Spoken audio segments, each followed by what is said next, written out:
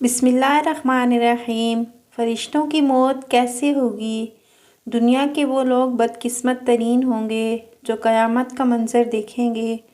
قیامت سے پہلے ایک دم ایک خوفناک آواز آئے گی، سب لوگ سب کچھ بھول جائیں گے۔ خوفناک آواز سے سورج پھٹ جائے گا، تارے ٹوٹ جائیں گے، چاند بکھر کر ریزہ ریزہ ہو جائے گا، زمین میں دراڑیں اور پہاڑ روئی بن جائیں گے، سمندروں میں آگ لگ جائے گی اور دنیا تہس نہس ہو جائے گی۔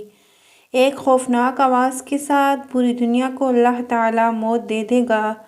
جب سب کچھ ختم ہو جائے گا تو پھر پہلے، دوسرے اور تیسرے، اسی طرح ساتویں آسمان تک سب کو موت دے دی جائے گی۔ سب فرشتوں کو گرا دیا جائے گا اور انہیں زیر و زبر کر دیا جائے گا۔ پھر میرا اللہ کہے گا کہ کون باقی ہے؟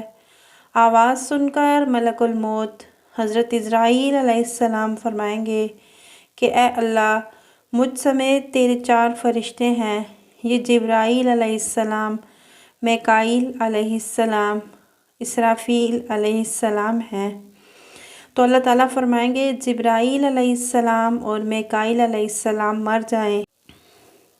تو اس پر اللہ کا عرش کہے گا کہ یا اللہ، جبرائیل علیہ السلام اور میکائیل علیہ السلام کو تو بچا لے۔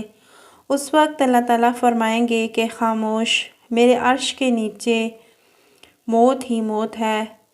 پھر دوبارہ سے اللہ جل شانہ فرمائیں گے کہ اب کون باقی ہے؟ جواب آئے گا کہ عرش کے فرشتے یعنی حضرت اسرافیل علیہ السلام اور میں عزرائیل علیہ السلام۔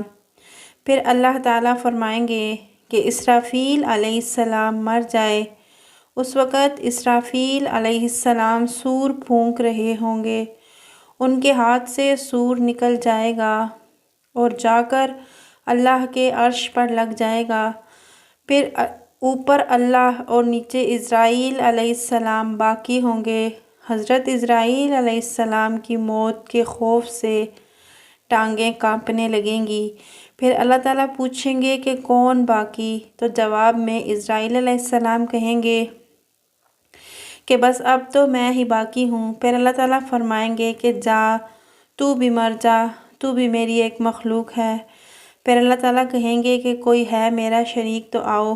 پھر اللہ تعالیٰ زمین و آسمان کو ایک جھٹکا دیں گے اور کہیں گے میں بادشاہ، اللہ اکبر، اللہ اکبر۔